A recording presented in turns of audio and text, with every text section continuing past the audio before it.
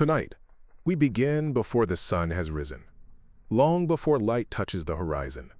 The castle sleeps, high on a hill of dark stone, surrounded by silent fields. Its towers rise against a fading night sky. Mist rests low over the earth, soft, pale, motionless. Inside the thick outer walls, nothing moves quickly. The corridors are empty. Torches burn low in their iron brackets. Wax from candles has hardened into uneven shapes. Ash settles quietly in cold hearths. Deep within the keep, behind heavy wooden doors reinforced with iron, the king sleeps. His chamber is large, but not luxurious in the way we imagine today.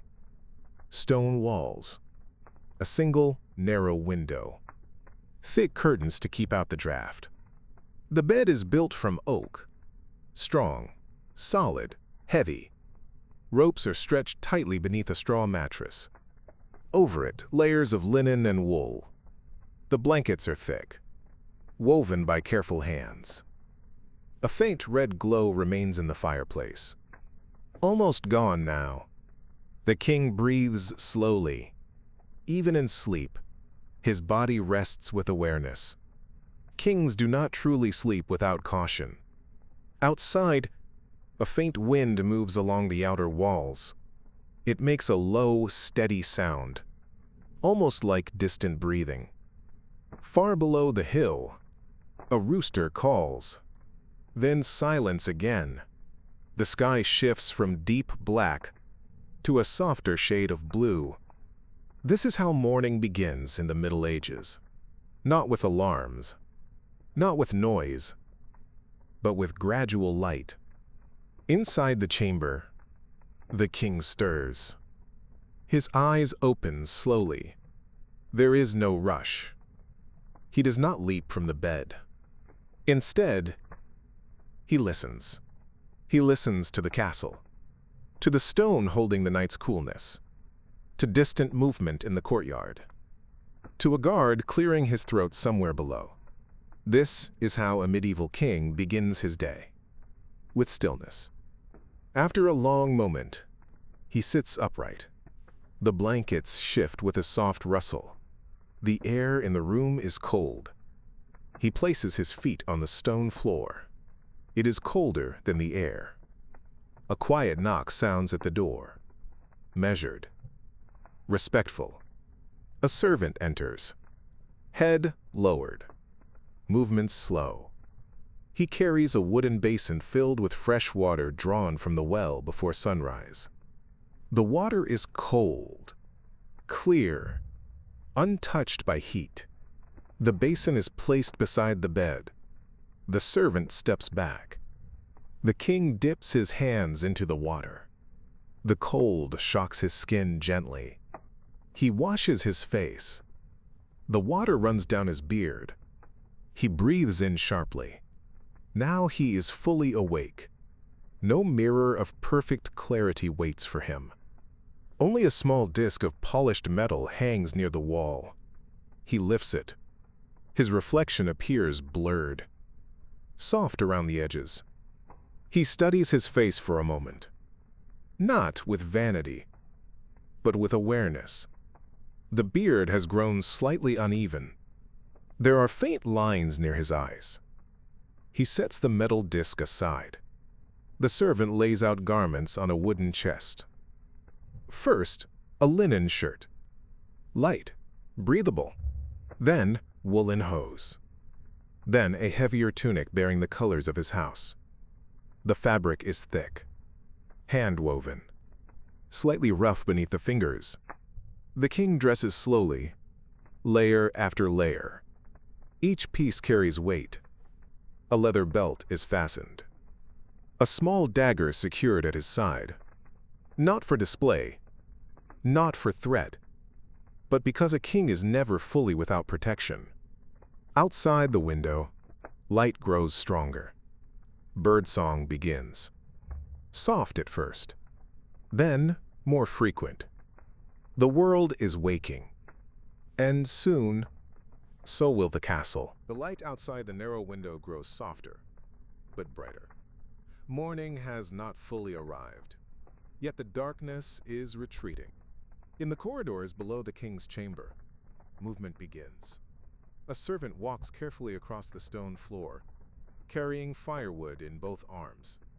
Each step echoes gently. Another servant stirs the embers in the kitchen hearth. A faint crackle fills the air. Soon, the smell of smoke and warming bread begins to drift upward through the stairwells. Inside his chamber, the king stands quietly for a moment longer. He fastens the final clasp of his outer garment. The weight of the fabric settles on his shoulders. It is a familiar weight. Not uncomfortable, but constant. He moves toward the window. The opening is narrow, designed more for defense than comfort. Through it, he sees the valley below. Mist still lingers over the fields. The trees appear softened by the morning haze. In the distance, a thin line of smoke rises from a small village chimney. Life is beginning beyond the castle walls. The king rests one hand against the cool stone of the window frame. It holds the night's chill. He inhales slowly. The air smells of earth, of dew on grass, of distant wood smoke. After a quiet pause, he turns toward the door. The servant, still waiting respectfully, opens it without a word. The corridor outside is dim. Torches burn low, their flames smaller now in the growing daylight. The king steps forward. His boots make a muted sound against the stone. They pass along the curved hallway. The walls are thick, almost impossibly so, designed to endure siege, to withstand fire, to protect those within.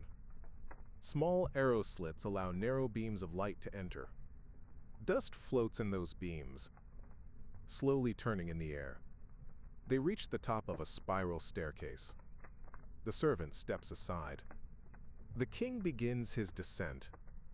The staircase curves tightly. Each step has been worn smooth by generations before him. Kings, guards, messengers, servants, all have walked this same path. Downward they move, step by step. The air grows slightly warmer. Sounds become clearer. From below comes the steady rhythm of kneading dough, the scrape of a wooden stool against the floor, the low murmur of quiet conversation. The castle is waking. They reach the lower corridor. Here, more light enters through tall windows. The king passes two guards. They straighten immediately, not dramatically, simply with respect. Their armor catches the faint glow of morning. Metal glints softly. No one speaks unless spoken to. The king continues toward the small chapel. It rests near the inner courtyard. A modest room. Stone walls. Wooden benches. A simple altar at the front. Candles flicker along the edges of the space. The air smells faintly of wax and incense. A priest waits there already. Head bowed. Hands folded. The king enters quietly. He removes his gloves, places them on the bench beside him, and kneels. The prayer is not long, nor is it loud. It is steady, measured. A ritual repeated every morning. Gratitude for protection. A request for wisdom. A hope for stability. The priest's voice is low, almost soothing. The king listens. Breath slow, mind clear. Outside, a bell rings faintly from the distant village. One. Then silence. The prayer ends. The king rises. He retrieves his gloves, nods once to the priest, and steps back into the corridor. Now, the castle is fully awake. Sunlight spills into the courtyard. Servants move with purpose. A stable boy leads a horse toward water. A cook carries a basket of vegetables. The day has begun, and soon, The responsibilities of rule will follow. By the time the king leaves the chapel, the sun has fully risen. Light spreads across the inner courtyard. The mist beyond the castle walls begins to fade. Servants cross the stone ground carrying baskets. A stable boy brushes a horse in long, patient strokes. A cook leans out of a kitchen doorway to shake flour from her hands. The castle breathes now, not loudly, but steadily. The king walks toward the great hall. Its doors are tall and made of thick oak, reinforced with dark iron bands. They open slowly. Inside, the air is warmer. A long wooden table stretches through the center of the room. Benches line both sides. At the far end stands a slightly raised platform, where the king's chair rests. It is not made of gold. It is carved wood, solid, heavy, practical. Sunlight pours through high windows, catching dust in its glow. The king takes his seat.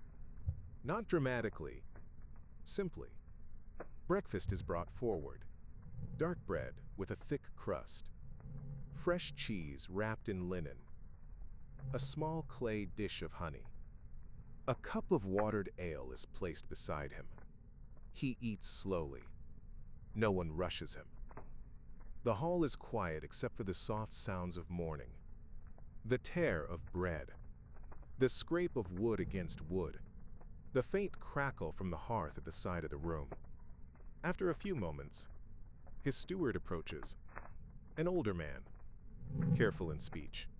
He bows slightly and begins to speak. The harvest from the southern fields appears stable.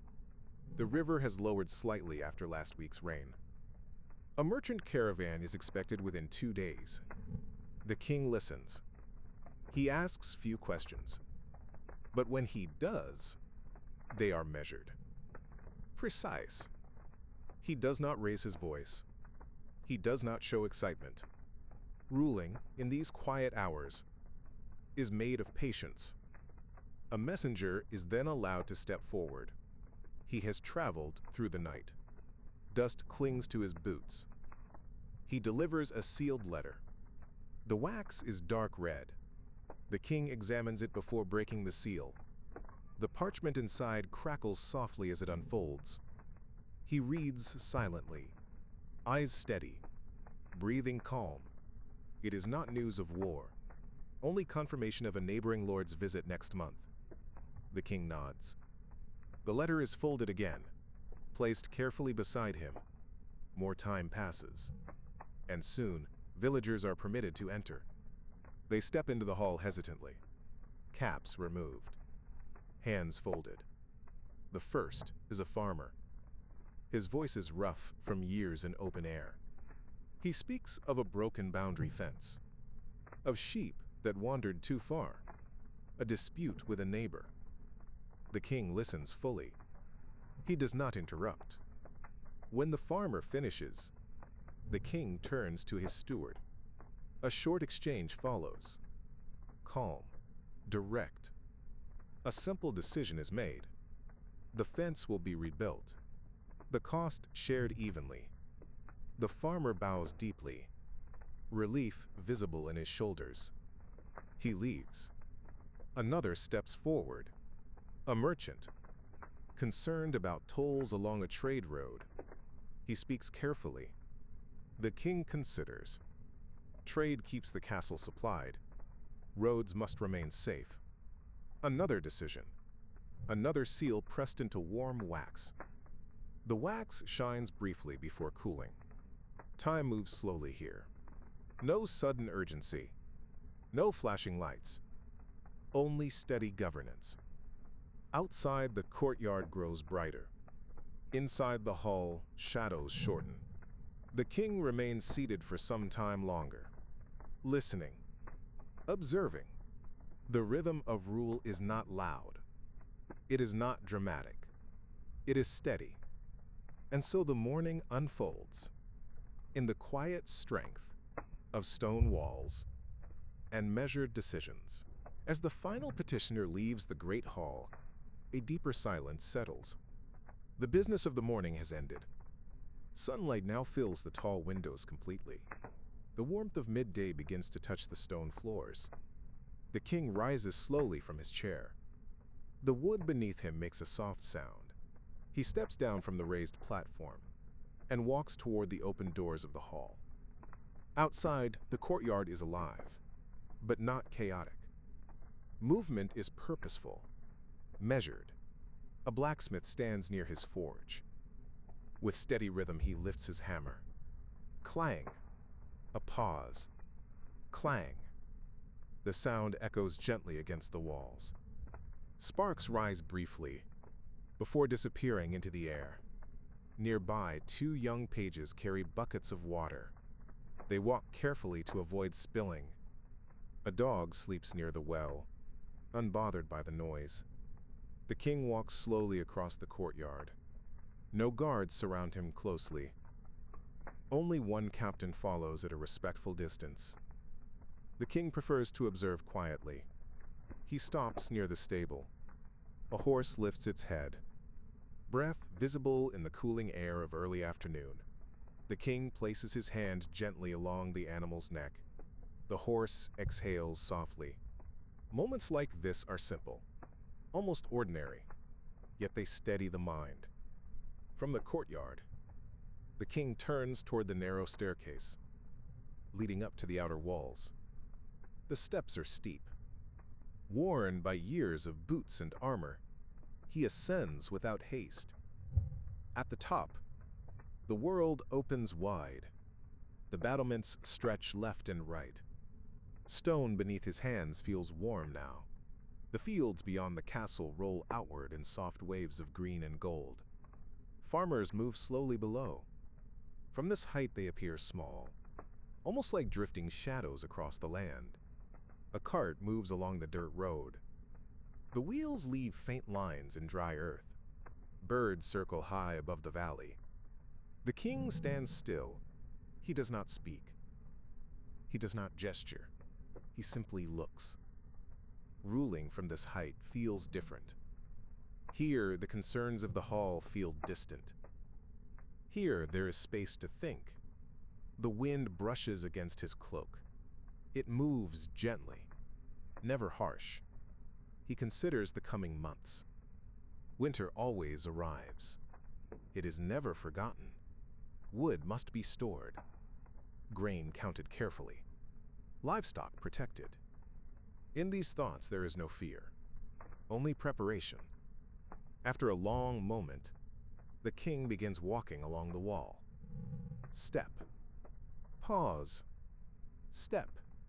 He passes two guards stationed at opposite ends. They nod respectfully. Their armor glints in the sun.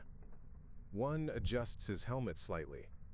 The metal makes a soft click. Beyond the fields, a river glimmers faintly. It curves slowly through the land. Water moves steadily, as it has for centuries. The king rests his hands against the stone one final time. The warmth of midday lingers there. Then he turns and begins his descent back into the castle. The interior feels cooler now. Shadows longer. Afternoon has begun, and with it, a quieter kind of work. The king steps out from the great hall, and the coolness of night meets him gently. The air has changed. It is calmer now, softer. The courtyard that held movement during the day now rests in near stillness. Torches burn along the walls. Their flames move slowly in the dark. Not wildly, not urgently, just steady. The stone beneath the king's boots feels cooler again. He walks without speaking, without escort. Only a single guard remains at a distance. Above him, the sky stretches wide and clear. In the Middle Ages, the night sky is untouched. No city lights dim the stars. They shine brightly, thousands of them. The king pauses in the center of the courtyard. He looks upward. He does not count the stars. He simply observes them. The silence is deep, but not empty. There is the faint crackle of a torch, the distant shuffle of a guard adjusting his stance. The soft breath of a horse from the stable. Night in a castle is not loud. It is layered, subtle, alive in quiet ways. A breeze moves gently across the open space. It carries the scent of extinguished firewood, of cooling earth, of distant fields settling under darkness. The king begins walking slowly along the inner wall. His shadow stretches long behind him in the torchlight. He passes the well. The bucket hangs still now. No one draws water at this hour. He passes the stable door. Inside, horses shift slightly. One exhales in a long, slow breath. He places his hand briefly on the wooden door, not to open it, just to feel the solid grain of the wood. Night makes simple textures more noticeable. The roughness of stone, the smoothness of worn steps, the cool iron of a torch bracket. He walks toward the staircase leading back to the upper keep. Each step upward is slower than in the morning. The day has weight, not a heavy burden, but a fullness. The castle interior feels different at night, more enclosed, more protective. Torches cast soft halos of light along the walls. Between them, shadows deepen. His boots make a gentle echo as he moves through the corridor. A servant passes carrying a final bundle of cloth. She lowers her eyes respectfully. The king nods once. No words exchanged. Further along, a guard stands near a window slit. He looks out into darkness, watching fields that cannot be clearly seen, only sensed. The king continues to his chamber door. It opens slowly. Inside, the fire has been rebuilt. Flames rise calmly, not high, just enough to warm the stone. The bed has been prepared, blankets smoothed carefully. A small candle burns near the bedside, its flame steady. The king removes his outer cloak first. The fabric folds heavily in his hands. He places it over a wooden chair, then his belt. The dagger rests on a small table beside the wall. One by one, layers are removed. The weight of the day loosens. He sits on the edge of the bed for a moment, not lying down yet, just sitting, listening again. The castle has settled into full night now. Wood contracts slightly as the air cools. A faint creak from somewhere deep in the structure. Wind brushes against the outer tower. An owl calls from beyond the walls. The king breathes in slowly, then out. Inhale, exhale. There is no scroll before him now, no steward, no petition. Only quiet. He reaches toward the candle, but does not extinguish it yet. Instead, he looks once more around the chamber, at the stone walls that have protected generations, at the narrow window where dawn will return, at the wooden chest that holds tomorrow's garments. The rhythm of his days is steady, predictable, not empty, but balanced. He lies down at last. The mattress shifts softly beneath him. The blankets settle across his body. He turns slightly onto one side. The fire crackles gently. Shadows move slowly across the ceiling. His breathing becomes deeper, more even. The candle flame flickers once, twice, then steadies. Outside, the fields rest under moonlight. The river continues its quiet path through darkness. Guards remain awake along the walls. But inside this chamber, stillness deepens. The king closes his eyes, and the castle sleeps. Afternoon light filters gently through narrow windows. The castle has settled into a slower rhythm now. The urgency of morning petitions has passed. The heat of midday has softened. Inside a quieter wing of the keep, a smaller chamber waits. Its walls are lined with wooden shelves. Not many books fill them. In this century, books are rare, precious, each one copied carefully by hand. The king enters without announcement. A monk already sits at a heavy oak desk. His robe pools quietly around him. A feather quill rests between his fingers. Beside him, a small jar of dark ink. The air smells faintly of parchment, of wax, of old leather bindings. The monk rises slightly when the king enters. A respectful bow. Nothing dramatic. The king nods. He takes a seat across from the desk. A candle burns between them. Its flame bends gently in a draft. For a moment, neither speaks. There is comfort in this silence. Then the monk begins to read. His voice is calm, measured, unhurried. He reads from a manuscript written years before. Stories of rulers long gone. Accounts of harvests and famines. Lessons drawn from patience and failure. The king listens. His eyes remain steady. Sometimes he closes them briefly. Not from boredom, but from thought. The scratch of the quill resumes occasionally. The monk pauses reading to correct a line of text. Ink glides across parchment. Slow. Deliberate. Outside the chamber, footsteps pass. Distant. Muffled. The world beyond continues moving. But here, time stretches. The reading continues. A passage about justice. A reminder that fairness must not depend on mood. The king nods slightly. Justice in stone castles is quieter than legend suggests. It is not always a sword raised high. Often, it is a calm voice in a wooden hall. The monk turns a page. The parchment makes a soft whispering sound. Afternoon light begins to change. It shifts from bright gold to a softer amber tone. Dust drifts in the beam near the window. Slow, almost floating without gravity. The king rises eventually, not abruptly. He thanks the monk quietly, places one hand briefly against the desk, as if grounding himself. Then he turns toward the door. The study chamber returns to stillness behind him. The monk resumes writing. The scratch of quill on parchment fades into the corridor. The king walks alone now. No steward, no captain, just the sound of his own footsteps. Afternoon deepens, and evening waits patiently beyond the walls. By the time the king leaves the quiet study chamber, the light has changed. It is no longer the bright gold of afternoon. It has softened, stretched, lengthened across the stone floors. Evening approaches slowly in the Middle Ages.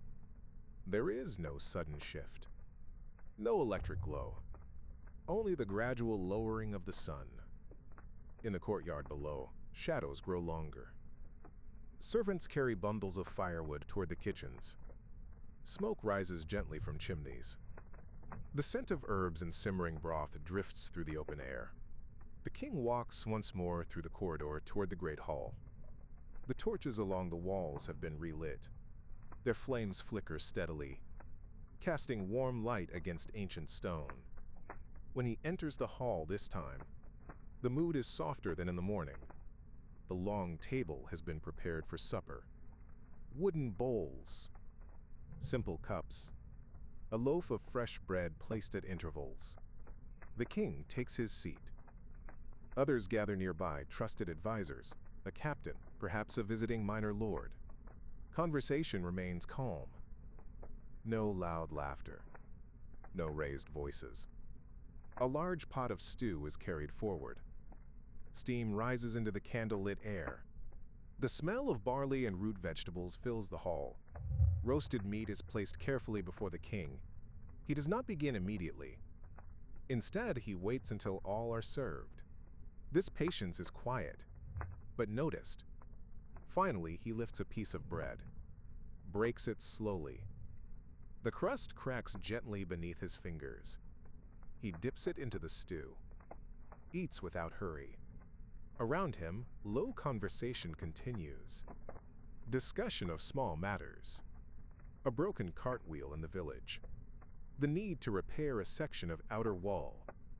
The king listens between bites, nods occasionally. The fire at the far end of the hall burns steadily. Its warmth spreads outward. A musician sits near one wall. A lute rests across his lap. He plucks the strings softly. The melody is simple, repetitive, gentle. It fills the hall without demanding attention. Candle flames tremble slightly with passing drafts. Wax drips slowly down their sides. The meal lasts longer than necessary. There is no rush to return to work. Even kings, in these moments, are simply men at a table. After some time, bowls are cleared, cups emptied. The musician's melody fades into silence. One by one, those gathered stand. They bow lightly, offer brief good wishes for the night. The king rises last. He pauses for a moment, looking across the now quiet hall. The long table, the dying fire, the drifting smoke near the ceiling beams. Then he turns and walks toward the corridor. Outside, the sky is now deep blue, almost black. The first stars appear above the castle towers. Night has arrived. The king lies still. The blankets rest heavily across his body. The warmth from the fire spreads gently through the chamber. Not hot, not bright, just enough. The candle beside the bed burns lower now, its flame smaller than before. Outside the narrow window, the moon has risen higher. Silver light touches the outer towers. The courtyard below is almost invisible. Only faint shapes remain. A barrel near the well, the outline of the stable roof, the long shadow of the wall stretching into darkness. The world has quieted completely. No voices echo in the halls. No footsteps cross the courtyard. Only the subtle life of night remains. A slow wind brushes along the stone. It makes a soft, low sound, almost like a distant whisper. The king breathes in, slowly. His chest rises beneath the blanket, then falls again. His hands rest loosely at his side. No tension, no urgency. The weight of the crown no longer rests on his head. It sits quietly on the wooden stand nearby, motionless, unaware of morning. The fire shifts slightly in the hearth. A small piece of wood settles, a gentle crack, then calm again. The king's breathing deepens. Inhale, exhale, inhale, exhale. The rhythm is steady, like the turning of seasons, like the flow of the river beyond the hills. Outside the castle walls, fields rest beneath moonlight. Crops sway faintly in the night breeze. Animals lie still in barns. The village below the hills sleeps. A faint glow from one distant window slowly fades. Even the guards along the battlements stand quietly, their movements slow, measured, watching not for danger, but for silence. Clouds drift slowly across the sky, soft and pale against the dark.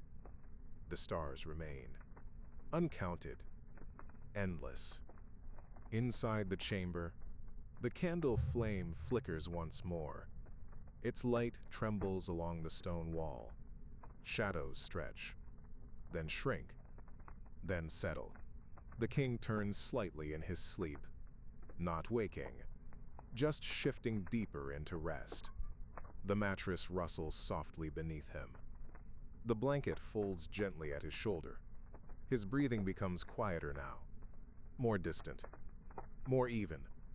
The fire burns lower, its glow softer, red embers replacing flame. The room cools slowly, but the blanket holds warmth. The castle itself feels different at this hour. Not powerful, not imposing, but protective. Like a stone cradle around those inside. Time no longer feels divided into duties. No petitions wait. No decisions press against the mind. Only darkness.